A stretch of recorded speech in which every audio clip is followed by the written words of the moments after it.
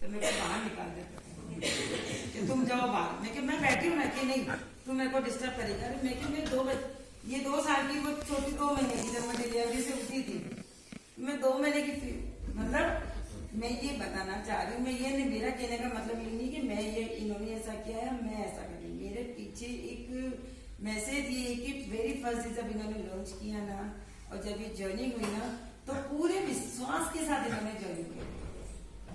इतना विश्वास था इनको कि मैं कभी कभी अपने फ्यूचर को लेकर कभी कभार मैं डिस्टर्ब हो ही जाता होता है ना कि कोई उस समय नेटवर्क का मार्केट नहीं था, कुछ माहौल नहीं था और 2 बच्चों की जिम्मेदारी। माँ बाप खुद भूखे रह सकते हैं, बच्चों को तो भूखा नहीं रख सकते हैं ना। तो उस समय ये मेरे को कहते थे कि रेखा तू अपने सपने लिख, सपने लिख। अब बताओ उस समय मैं क्या सोचूंगी, आप जो भी समझ सकते।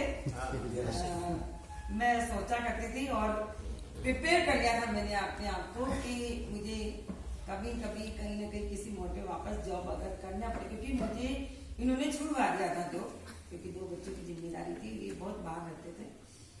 तो इनको इतना विश्वास था कि मैं कुछ कर लूंगा, तो जॉब छुड़वा दी मेरी और जॉब छुड़वा दी। उसके बाद में मेरे से ऐसी बहकी बहकी बातें करते थे कि तू मेरे सपने लिख। अरे सपने कैसे लिखूं, मेरे को तो आगे का फ्यूचर तो पता नहीं, अंधकार में नजर आ रहा है। परंतु एक चीज मेरे में जो थी वो आप लोगों को भी बताना चाहूंगी कि शुरू से मेरी परवरिश बहुत अच्छे माहौल में हुई थी। तो मैंने स्टार्टिंग से ही, मुझे नहीं याद है कि सर बहुत कम उम्र में 7 या 8 नौकरी ऐसे कुछ क्लास से मैंने अपने फादर से किसी भी प्रकार से पैसा लिया होगा। मैंने खुद मेरे फादर ने हमको कहा कि तुम हमेशा कभी भी कुछ भी कर सकते हो, करो बेटा, ये आसमान तो ये मुझे बाहर निकलते थे मुझे पता था कि चाहे आदमी हो चाहे औरत हो, जब तक मन में जो है वो नहीं करेंगे जब तक उनको शांति भी नहीं मिलेगी, है ना। परंतु एक चीज है कि मैंने इनमें ये देखी थी, जो विश्वास था ना, आज उसी विश्वास का रिजल्ट आपके सामने है।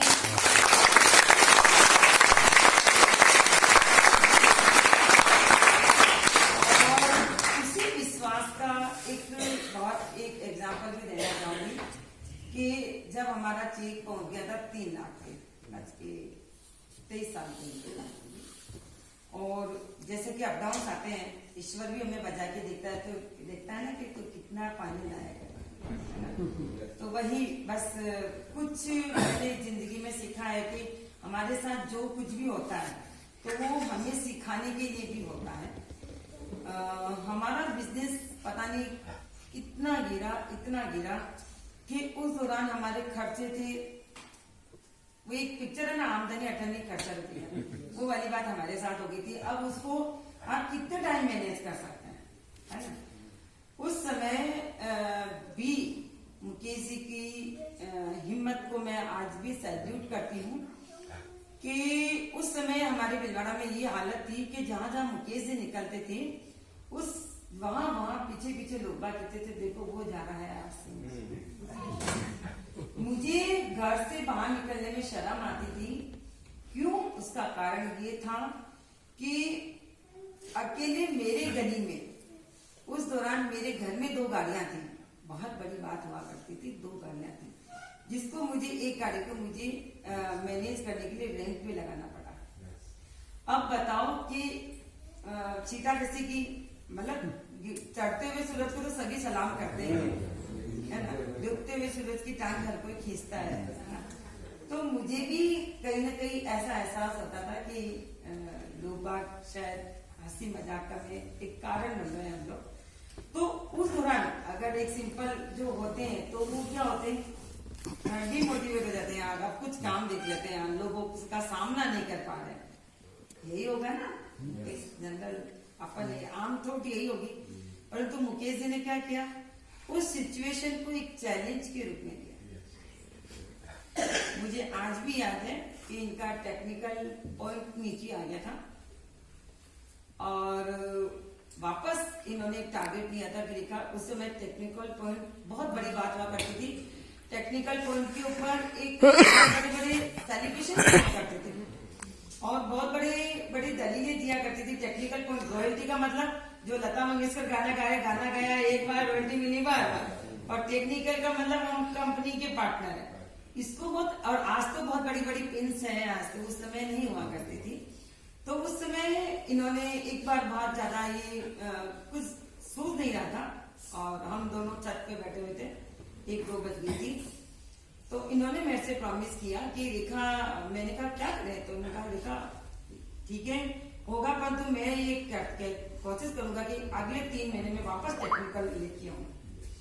उस समय के हालात में आपको बताऊं कि इनके ऑफिस वाले जो आरसीएम के जो ऑफिस थे अंदर, मैं पर्टिकुलर नाम ही लेना चाहूंगी, वो तक उनको तक विश्वास था कि अब ये मुकेश कोठारी खत्म है, आरसीएम भी खत्म है। मैं आपको ये एक सच्चाई मेरी आंखों में नजर आ रही होगी। वो भी एक हमारे लिए चैलेंजिंग हो चुके थे, क्योंकि ऑफिस में जाते थे तो एक तवज्जो नहीं दी जाती थी, क्योंकि एक मुकेश कोठारी का नाम चल गया था। आज इसको मुकेश कोठारी का आज ऑफिस में जाते थे तो कोई देखते भी नहीं थे, कोई काम होता था तो अरे क्या है कर लेंगे, हो जाएगा, बैठा है तो बैठा है ऐसे।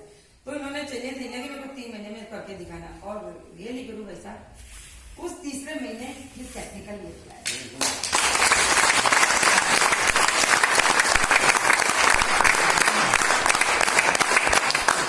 टेक्निकल लेके आया और उन्हीं स्टाफ को जाकर के उसी दिन जिस दिन का टेक्निकल फाइनल हुआ, उसी दिन स्टाफ को ले जाकर के मिठाइयां खिलाई उन्होंने। और मैं आपको इस स्टोरी के द्वारा ये समझाना चाह रही हूँ कि विपरीत परिस्थितियों में कैसा अपना मनोबल बनाए रखना है। सबके साथ आती है, परंतु आप लोग बहुत भाग्यशाली हो कि आपका जन्म आरसीएम में ऐसे समय पे हुआ है जब माहौल आपके पक्ष में। यस। ये जो हमने मुकाम बनाया है, हमारे को 24 साल लग गए। आपको शायद अगर आप उस गति से दौड़ो तो शायद आपको 24 महीने लगे। यस।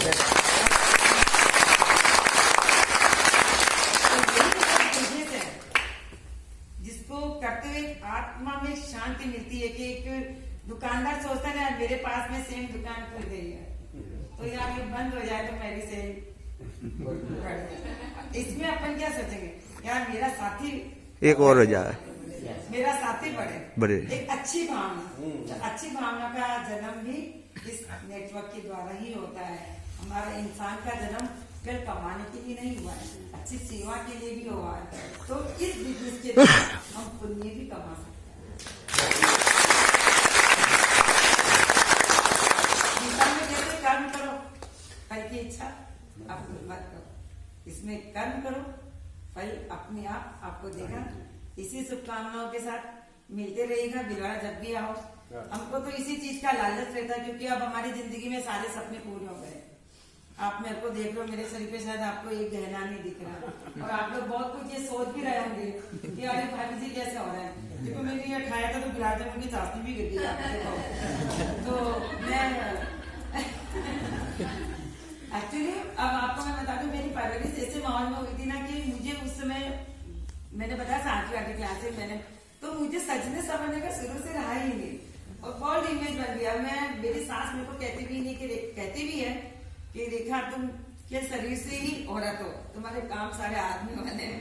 तो इसीलिए मैं आपको इस रूप में नजर आ रही हूँ, इसके लिए क्षमा प्रार्थी हूँ, परंतु क्या करो मेरा स्वभाव बन गया है ऐसा। बाकी आपको मेरी शुभकामनाएं, और अच्छी अच्छी खुशखबरी सुनाइएगा। हमारे को यहाँ भिलवाड़ा कभी आओ, हम स्क्रीन पे थे और स्क्रीन पे आ गए हैं, तो हमको बहुत खुशी होगी। धन्यवाद।